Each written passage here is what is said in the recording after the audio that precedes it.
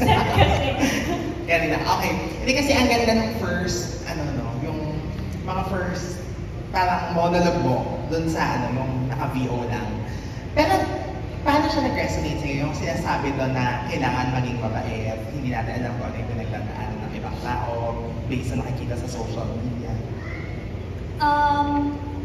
Ako po, actually, nung dinob ko yung part na yon, yung intro ng Fractured, natuwa ako na yun yung simula ng episode namin kasi para lang din mabigyan ng knowledge yung mga tao sa social media. Kasi totoo naman po, hindi natin alam yung mga pinagdadaanan ng isa't isa. And with social media kasi sobrang bilis mag-judge. Sobrang daling umusga sa pagkatao, sa itsura, sa buong buhay. And sana makatulong din yung Fractured sa ibang tao na ma-realize nila to spread kindness. Kasi sa totoo lang, iba rin yung impact ng social media na hate sa isang tao. Hindi nyo alam kung ano yung nangyayari sa buhay nila. So sana mas magtulungan tayo, lalo ngayon sa panahon na ganito. And sana mas maging caring lang din tayo. Sana wag wala ng hate kasi 2023 na, sana may pagbabago sa pabugali natin. Ganun. And then sa inyong dalawa ni Seth, no? Kasi syempre sanay kami from your roles pa, kahit nung hindi pa kayo mag-love team, pero laging pakilig, medyo pabagets, di ba? Pero ito, yung characters yun, nagmumura, nag-aaway. So, ano yung first reaction nyo nung gano'n nung nabasa nyo yung characters nyo? Kasi yun nga, parang shying away na from the three towns face. First reaction? Noong una po kinabahan kami kasi parang may kina-question naman ng, pwede ba ito? Pwede na ba tayo sa ganito? Kasi nga po yung Fractured, may pagka-mature na siya para sa amin na i-play yung ganung roles. Pero at the same time, na-excite po kami kasi nagsilbing rin po siya, parang guide sa growth namin as an actors and actresses po. And yun, masasabi ko po na reaction namin dun sa script na natanggap namin. Excited kami and parati kami ready sa mga challenges. Si Seth? Kinabahan kami. Kasi nga, yun, nagmumura kami dito, sigaw, parang malayo dun sa mga nagawa ko. Kaya pinag-iisipan, pinag-meetingan namin ni Francine kung okay naman ganito, okay naman ganito. And then, nandiyan po si Derek na maya't maya kami nagtatanong kay Derek kung paano namin, ano pwede namin ilagdag sa bawat character namin, anong kulay pa ang pwede namin ilagay dito. So, masaya dahil panibagong experience, panibagong mailabas yung, ay, kaya pala natin magmura sa acting, di ba? So, yung ganong intensity ng acting. Okay, and then last question for Sean and Raven. Kasi yun nga na-mention kanina ni MJ na kayo yung medyo kinig part dito, no? So parang after nakwento niyo about your chemistry, paano yung i-expect namin kinig? Kasi kanina nakita naman na namin yung mga parang pa-meet cute, di ba? Pero ano ba yung i-expect namin nun since in the show mukha siyang very mabigat? So parang ang tanong ni Jimmy is, how far will the kilig go?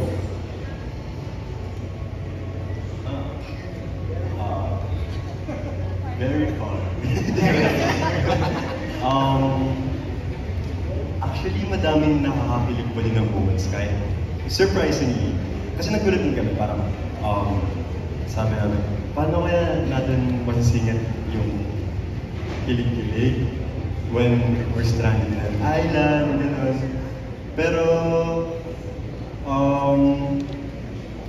fitting pa rin siya sa eksena, actually, yung mga upcoming namin mga scenes sa situation na nangyari. Ayun, tinulungan din kami nila Direk, ni Direk J, si Direk sa kung ano gagawin namin. And madami pa eh. So, siguro unexpected pa din yung mangyayari. Ako naman po, marami pang nakakilig na series, pero ang gusto ko about it, nagpo-progress siya. Tsaka para sa akin, I hope maraming makarelate na hindi lang kasi siya kilig na magpo-progress mo siya na without saying it, ay pinakita naman na kanina yung bubog ng character ko sa series na hindi siya matanggap ng parents niya. So, I think, aside sa kilig, na nakikita natin sa surface level, meron din dun yung underlying problem na makahanap kaya sila ng comfort sa isa't isa, bakit hanggang ganun lang ba yung kilig nila, na, uy, parang kinilig ako sa'yo, or natuwa ko sinabi mo, pero paano kayo mag-progress yung characters nila, na magkasama sila, nasa island kayo na sobrang stressful sitwasyon, may time ka pa ba magkahanap ng jowa? So, I think, ayun po, mag-progress, marami pong i-look forward, hindi lang sa characters namin, but sa lahat. Talaga nag-mesh well together. Kaya, simula pa lang po yun. Alright, thank you so much. Thank you, Jimmy. Kung nabitin kayo sa kilig doon, Jimmy, meron silang companion show. Si Sean saka si Raven, every Friday, 7 p.m. That's before Fractured at 8 p.m. So, kung gusto niyo panoorin yan, meron silang show sa I1 TFC. Parang nagulat si Raven, may show ka na ako. Oo, hindi siya aware ng surprise! You have another project! Companion show that's every Friday, 7 p.m. bago ang Fractured na 8 p.m. drop every Friday. Thank you, Jim P. Ang next is si Glenn Simona from Showbiz Bongga. Glenn? Evening, MJ. Thank you. And kay Daniela, parang tinuhog mo raw ang Gold Squad. Kasi habang napapanood ko sa senior high na kinakawawa si Andrea and kasama mo rin si Kyle. Ngayon kasama mo naman ngayon si Francine at saka si Seth, diba? How is it working with Seth and Francine, and paano maapektuhan ng characters nila? How is it working with... Well, nung una actually na-intimidate ako working with them kasi they're Francet and first time ko lang talaga silang makasama, but then working the whole time nasa set kami, magkakasama kami, grabe yung friendship na nag-build namin. Mababait sila. No, joke lang, they're very, very sweet, and hanggang sa even after shooting like Fractured, we still get in touch, we message each other, may group chat kami ng Fractured. So, what's the other question? How will your character affect their characters? Anong connection ng character ko with them? Oo, saka paano maapektuhan anong effect ng character mo sa characters nila? Pwede ka na ba sabihin? Maybe reveal pala. Videographer ko po yan si Francine. So, yun po siguro muna. Hanggang dun muna. Wala namang saktanan.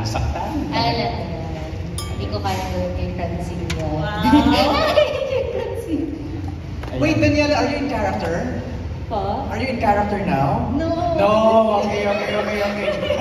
Kasi gano'n yung ano din eh. Kasi, oo, diba? Nadadala din kami. Nadadala po ata. Nai-invite kayo. Ayan, for my next question, kay Francine sa Sir. Yan. Kasi, ginawa niyo ba itong Fractured, ginagawa niyo pa rin yung Dirty Linen? Hindi po. Tapos na po kami sa Dirty Linen nung ginawa po namin yung Fractured. Pero how does it feel na marami sa cast, united kayo from Dirty Linen, di ba? Tapos nandito like si Raven, si Sean, si Jenica, yun. Mas naging madali ba yung pagtatrabaho, and how comfortable is it yung bonding niyo?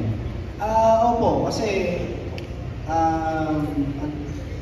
pamilya po kami sa bawat isa, and nakasama po namin ng ilang buwan din po sa 13. So, mas gamay po namin yung bawat isa, and mas komportable po.